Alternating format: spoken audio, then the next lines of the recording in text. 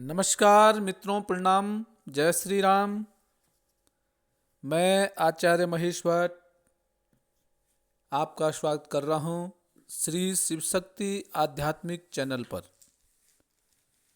मित्रों, वहाँ आपको ज्योतिष से संबंधित, आध्यात्म से संबंधित छोटी छोटी और महत्वपूर्ण जानकारियाँ उपलब्ध कराता हूँ। आज जैसे आप स्क्रीन पे देख रहे होंगे केतु ग्रह के बारे में, तो आज मैं चर्चा करूंगा केतु ग्रह के बारे में। केतु ग्रह जन्म कुंडली में एक सामान्य सा ग्रह है, परंतु इसका जो प्रभाव होता है व्यक्ति के जीवन में सकारात्मक भी होता है और नकारात्मक भी होता है। दोनों तरह के प्रभाव इसके होते हैं। अलग अलग तरह से प्रभाव पड़ता है केतु की स्थिति के आधार पर। आपकी जन्म कुंडली में केतु किस भाव में है, कौन से ग्रहों से दृष्ट है। केतु मित्रों जन्म कुंडली में वैसे अधिकतर सकारात्मक प्रभाव ही डालता है, परंतु जब पाप ग्रहों से दृष्ट हो जाता है, गलत स्थान पे विराजमान हो जाता है, तो फिर इसके जो फल होता है वो नकारात्मक फल की प्राप्ति होती है। केतु की स्थिति के बारे में कहते हैं कि केतु को तप और त्याग से जोड़ा जाता है। केतु तप का और त्याग का परिचारक ग्रह है। केतु का प्रभाव जब जन्म कुंडली में बढ़ता है तो व्यक्ति आध्यात्मिकता की ओर जाता है या आध्यात्म जीवन यापन करता है। यदि केतु की और ज्यादा प्रभावित जन्म कुंडली है तो व्यक्ति सन्यासी भी होता है, सन्यास की ओर अग्रसर हो जाता है। और केतु की एक चीज और है कि वो अचानक होने वाली घटनाओं का कारक भी होता है। जीवन में जो घटनाएं अचानक होती हैं उनमें कहीं ना कहीं केतु ग्रह का कहीं ना कहीं प्रभाव अवश्य होता है। केतु यदि आपका ठीक नहीं है तो स्वास्थ्य पर भी केतु का असर बहुत अधिक पड़ जाता है। जन्म कुंडली में केतु की स्थिति के आधार पर व्यक्ति के व्यवहार में भी बदलाव आता है और उसका जो प्रभाव होता है, उसका जो व्यवहार होता है वह अचानक से बदल जाता है जब केतु की महादशा या केतु की प्रत्यंतर दशा आती है। मित्रों, केतु एक समर्पण, केतु और समर्पण दोनों एक ही हैं। केतु समर्पित ग्रह है, समर्पण केतु जातक को करवाता है। सबसे पहले है कि आपकी जन्म कुंडली में केतु, सबसे पहले देखिए कि केतु कौन से भाव में बैठा हुआ है। केतु मित्रों जिस भी भाव में बैठा होगा उससे संबंधित जो जिस भाव में केतु होता है उससे संबंधित भाव से जातक को समर्पण करना पड़ता है। या आप ये भी कह सकते हैं केतु जिस भाव में बैठा होगा उस भाव से संबंधित जो हमारी रिश्तेदारी है या संबंध है उनके लिए आपको झुकना पड़ेगा। केतु जिस भाव में बैठा होगा उस भाव से संबंधित जो रिश्ते हैं उसमें आपको झुकाव लाना पड़ेगा, अन्यथा आपसे वो दूर होते जाएंगे।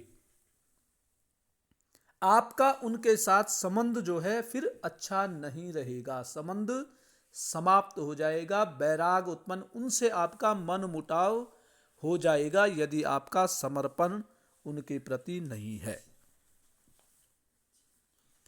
अब करूंगा मैं अलग अलग भावों की बात, किस भाव में केतु का प्रभाव क्या होता है। यदि लग्न में केतु ग्रह विराजमान है, आपको अपने प्रति सचेत रहना पड़ेगा, अपने प्रति लापरवाह नहीं होना पड़ेगा, वरना आप अपने आप को भी भूल जाएंगे। अपने लिए आप जीवन में कुछ नहीं कर पाएंगे। केतु जिनका लग्न में है वो अपने आप का निरीक्षण भी कर दिया करें। दूसरे भाव में, दूसरे धन भाव में यदि केतु ग्रह विराजमान है, दूसरा भाव, तो आपको मित्रों धन के लिए झुकना पड़ेगा, समर्पित होना पड़ेगा। आपको यदि अहम हो जाएगा, धन प्राप्ति करने के लिए अहम, अहंकार, स्वाभिमान जैसी चीजें आपके मन में आ जाएंगी, तो आपको धन की प्राप्ति नहीं हो पाएगी। जितना आपको मिलना चाहिए उतनी आपको प्राप्ति नहीं हो पाएगी। इसके लिए आपको समर्पित होना पड़ेगा, लगाव होना पड़ेगा, इच्छा जिज्ञासा होनी पड़ेगी, जागृत करनी पड़ेगी आपको। ऐसे ही तृतीय भाव में यदि केतु है, तो तृतीय भाव होता है भाई बहनों का। तृतीय भाव में केतु है तो आपको भाई बहनों की तरफ आपका झुकाव होना चाहिए, तब जाकर के आपके ये रिश्ते कायम रह सकते हैं। पराक्रम है, पराक्रम आपको दिखाना पड़ेगा, तब जाकर के आप पराक्रमी होंगे। चाहे आपका फिर मंगल उच्च का है या कोई भी ग्रह उच्च का, उसका प्रभाव, केतु अगर तृतीय भाव में विराजमान है तो आपको भाई बहनों के प्रति झुकाव होना पड़ेगा, उनसे लगातार आपको वार्तालाप करना पड़ेगा और पराक्रम को आपको दिखाना पड़ेगा। चौथे भाव में आते हैं सुख भाव में। मित्रों, सुख भाव में केतु ग्रह विराजमान है तो आपको स्त्री जाति के प्रति सचेत रहना पड़ेगा, माता के प्रति आपका लगाव होना चाहिए, दिखाना पड़ेगा आपको। आप मन से मानते हैं परंतु उसको धरातल पे भी दिखाना पड़ेगा कि हाँ मैं आपको चाहता हूं, उनको एहसास आपको करना पड़ेगा, वरना आपकी दूरी रहेगी, दूर हो जाएंगे आप। पंचम भाव में बुद्धि का भाव है और संतान का भाव भी है। संतान भाव पंचम भाव में केतु है तो संतान के प्रति आपका वार्तालाप बराबर चलना पड़ेगा, वरना आपके संतान ही आपसे विमुख हो जाएगी, दूर हो जाएगी, वो आपको समझ नहीं पाएंगे। संतान भाव में केतु का असर है। अब आते हैं सप्तम भाव के बारे में। सप्तम भाव में यदि केतु है, सप्तम भाव में केतु आपको वैवाहिक जीवन में बार बार झुकाएगा, और यदि आप दाम्पत्य जीवन, वैवाहिक जीवन को ठीक रखना चाहते हैं तो आपको झुकना पड़ेगा। और यदि आप झुकते नहीं हैं तो फिर आपका वैवाहिक जीवन एक तरफा हो जाएगा और यहां तक कि तलाक की स्थिति भी आ सकती है। सप्तम भाव में केतु ऐसा कराता है। वैसे ही चतुर्थ भाव का मैंने कहा है कि चतुर्थ भाव में आपको मां के सामने या सुखों को पाने के लिए आपको झुकना होगा मां के सामने।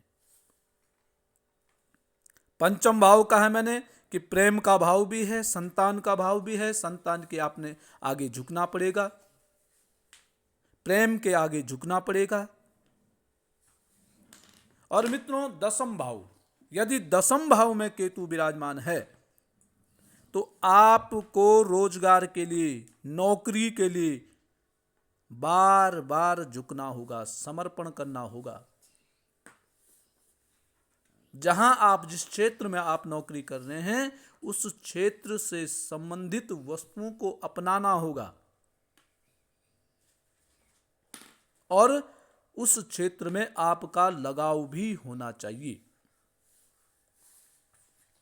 तो मित्रों, ये केतु का असर होता है। अर्थात जिस भी भाव में, एकादश भाव में है, लाभ भाव में है, लाभ पाने के लिए आपको झुकना पड़ेगा। 12वें भाव में है, व्यय करने के लिए व्यय आपको देख करके करना पड़ेगा। मोल तोल इत्यादि जहां पे भी करते हैं तो वहाँ को आपको समर्पण हो करके, झुकाव करके आपको ठीक मोल भाव प्राप्त होंगे, अन्यथा आप लूटे जाएंगे, आप व्यय होता जाएगा आपका। तो मित्रों, ये स्थिति होती है केतु की, और केतु ग्रह एक सामान्य ग्रह है, हम उसका निरीक्षण कम करते हैं। तो मित्रों, यदि वीडियो आपको ठीक लगी है, इसको शेयर अवश्य करें, लाइक भी करें, कमेंट भी करें। आज के लिए बस इतना ही। कल पुनः किसी नई जानकारी के साथ आपके सामने प्रस्तुत होऊंगा। तब तक के लिए नमस्कार, प्रणाम, जय श्री राम, जय बद्री केदार।